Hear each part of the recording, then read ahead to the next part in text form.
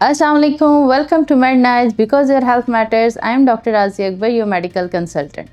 रमज़ान का महीना है और आधा रमज़ान गुज़र चुका है और इस रमज़ान में आप लोग बहुत सारी नेमतें और बरकतें समेट रहे होंगे। और ये महीना जहां अल्लाह ताला ने मुसलमानों के लिए एक रहमतों बरकतों वाला महीना नाज़िल किया है, वहीं पे अल्लाह ताला ने इस रमज़ान के महीने को मुसलमान के लिए, उसकी हेल्थ के लिए बहुत ज़्यादा बेनिफिशियल और बहुत ज़्यादा फ़ायदेमंद बनाया है। आप लोगों ने बहुत ज़्यादा देखा होगा, आजकल इंटरमिटेंट फास्टिंग बहुत ज़्यादा रूटीन और बहुत ज़्यादा कॉमन है। इंटरमिटेंट फास्टिंग क्या है कि आप रोज़ा ना रखते हुए भी, या आप मुस्लिम हैं या नॉन मुस्लिम हैं या जो भी आप रिलीजन फॉलो करते हैं, अपनी सेहत को मद्देनज़र रखते हुए इंटरमिटेंट फास्टिंग करते हैं। यानी दिन के किसी एक टाइम आप खाना खाते हैं, बाकी आप 14 से लेकर 16 घंटे तक भूखे पेट रहते हैं। क्यों ये इंटरमिटेंट फास्टिंग बहुत ज़्यादा आजकल दुनिया में वायरल है और बहुत ज़्यादा इसके ऊपर बात की जाती है? मेडिकल पॉइंट ऑफ व्यू से हर डॉक्टर इंटरमिटेंट फास्टिंग के लिए आपको कहते हैं, क्योंकि इसमें सेहत के बहुत सारे राज पोशीदा हैं। इंटरमिटेंट फास्टिंग वैसे ही है जैसे अल्लाह पाक ने रमज़ान का महीना हमारे लिए रखा है, रोज़े का टाइम हमारे लिए रखा है, रोज़ा भी हम रखते हैं। मेडिकल स्टडीज़ ने जब ये सर्च किया कि इंटरमिटेंट फास्टिंग यानी रोज़ा अगर ज़्यादा देर तक रखा जाए तो उससे सेहत के क्या फ़वाइद हो सकते हैं और सेहत कितनी ज़्यादा बेहतर हो सकती है। हालांकि मुसलमानों के लिए अल्लाह ताला ने ये एक पूरा महीना साल में ऐसा बनाया है जो उनकी हेल्थ को बेहतर से बेहतरीन बना सकता है।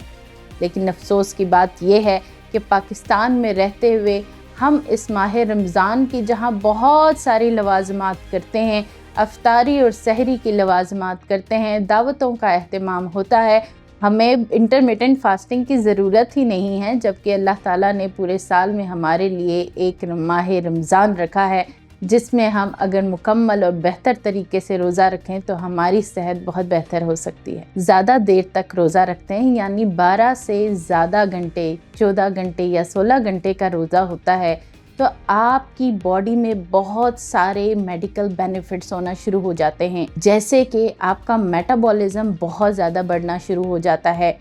आपका फैटी लिवर कम हो जाता है। जब बॉडी को 12 से 14 घंटे तक कुछ भी खाने को नहीं मिलता तो आपका जो लिवर है वो ग्लाइकोलाइसिस प्रोसेस में चला जाता है, जहाँ पे वो अपनी बॉडी का फैट बर्न करता है और आपकी वेट रिडक्शन में काफ़ी हेल्प होती है और वेट आराम से रिड्यूस हो जाता है, फैटी लिवर ख़त्म हो जाता है।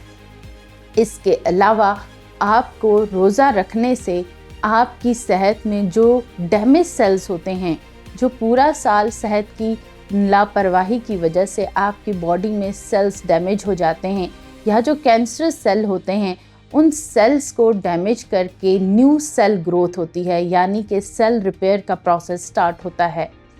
इसके अलावा रोज़ा रखने से आपकी ब्रेन की मेमोरी बहुत ज़्यादा हो जाती है, आपके हेल्थ इश्यूज़ बेटर हो जाते हैं, आपका इंसुलिन रेजिस्टेंस ख़त्म हो जाता है।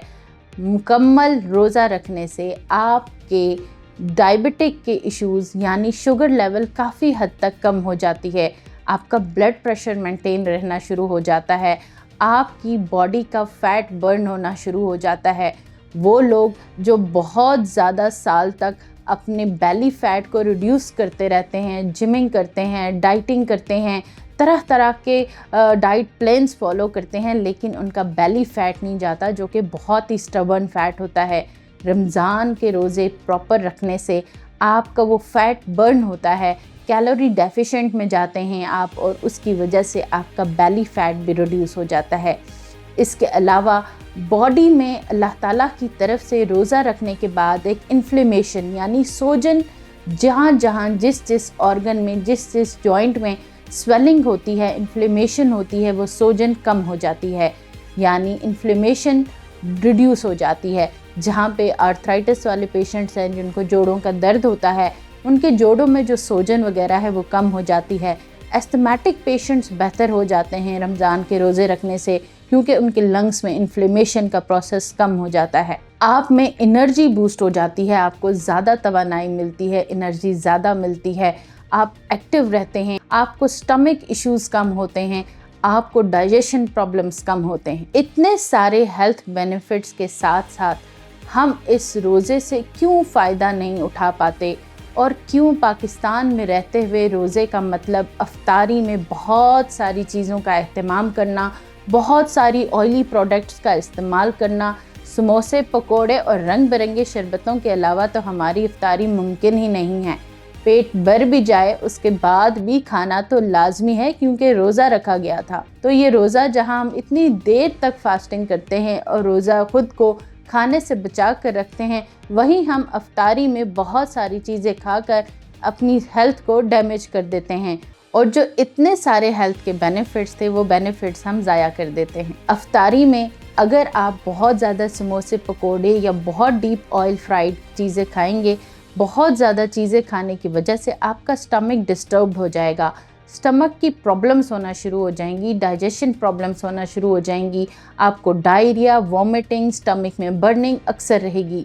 हमारे पास अक्सर पेशेंट्स अफ्तारी के फ़ौरन बाद आते हैं, उल्टियाँ शुरू हो जाती हैं, या उनको डायरिया स्टार्ट हो जाता है, या मैदे में जलन रहती है, या पूरे कहते हैं कि खुराक की नाली में जलन महसूस होती है, लेटा नहीं जाता, पेट फूल जाता है, गैस नहीं बनती, उठने की ताकत नहीं रहती, नींद आ जाती है, सुस्ती हो जाती है, जिस्म पूरा टूटा टूटा रहता है और बिल्कुल भी रोज़े की हालत में हमें एनर्जी नहीं रहती। ये सारी चीज़ें आपके रोज़ा रखने की वजह से नहीं हैं, ये सब चीज़ें आपकी हेल्थ को जो डिस्टर्ब कर रही हैं वो आपकी इफ्तारी के वक्त का ओवर ईटिंग है। अफ्तारी के वक्त, और इसको नॉर्मली डेज़ में अगर आप लें कि सहरी के वक्त आप हल्का फुल्का खा लें, और अफ्तार भी आप खजूर के साथ पानी बेइंतहा पीजिए, और साथ ही साथ कुछ फ्रूट्स ले लीजिए, और फिर उसके बाद नॉर्मल जैसे आप रेगुलर डेज़ में डिनर करते हैं वैसे कर लीजिए।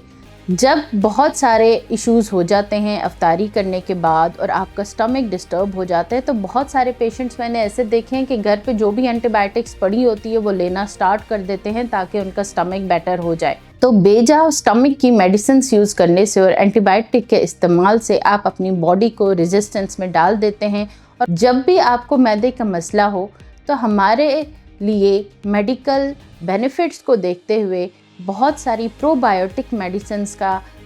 यूज़ किया जाता है, जिसमें आपकी डाइजेशन को, हेल्थ को बिल्कुल मद्देनज़र रखा जाता है। प्रोबायोटिक्स में प्रीबायोटिक्स, पोस्टबायोटिक्स और सिनबायोटिक्स भी हैं, जो ऐसी मेडिसिन्स होती हैं जो आपकी गट की हेल्थ को बेहतर बनाती हैं, यानी आपके स्टमक को, आपकी गट को बेहतर बनाती हैं, उन्हें डाइजेशन करने में हेल्प करती हैं, बर्निंग इफ़ेक्ट्स को कम करती हैं, और यहाँ तक कि आपके गट में जो बेनिफिशियल बैक्टीरिया होते हैं जो आपके डाइजेशन प्रोसेस को स्ट्रॉन्ग करते हैं, एब्जॉर्प्शन में हेल्प करते हैं, उन जरासीम को, उन बेनिफिशियल बैक्टीरिया की ग्रोथ को बढ़ा देते हैं। और जो बैक्टीरियाज आपकी गट के लिए अनहेल्दी होते हैं या ठीक नहीं होते या हार्मफुल होते हैं, उनकी ग्रोथ को ये प्रोबायोटिक्स डिक्रीज़ कर देते हैं। ये प्रोबायोटिक मेडिसिन्स आपकी उन गट के हार्मफुल बैक्टीरिया की ग्रोथ को कम कर देती है और बेनिफिशियल बैक्टीरिया की ग्रोथ को बढ़ा देती हैं।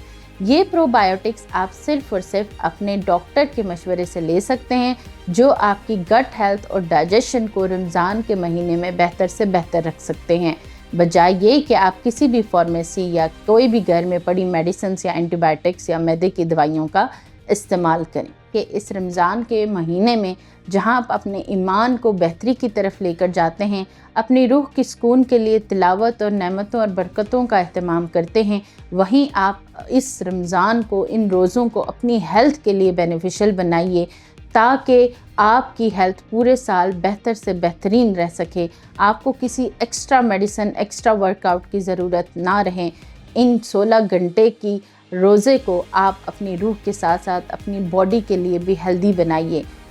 If you want to know more about the topics, you can contact me through the Madnight